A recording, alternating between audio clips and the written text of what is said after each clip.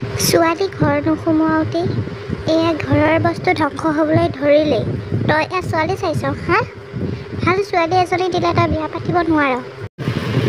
মা, তুমিও যে কি কথা কিছুমান কোৱা নহয়।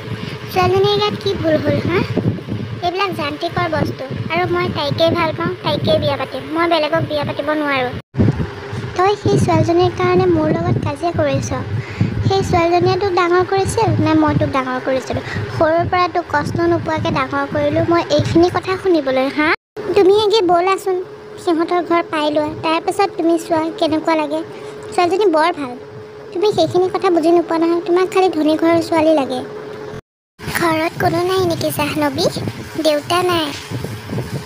আছে। তোমালোক আহিবা বুলি দেউতাই এইমাত্ৰ বজাৰলৈ ওলাই গৈছে। ঘৰ পাবহিয়ে এতিয়া। বজাৰলৈ বা আকৌ কিয় গৈছে? আমি এনেকুৱা ঘৰত একো খাবলৈ নোৱাৰোঁ দেই।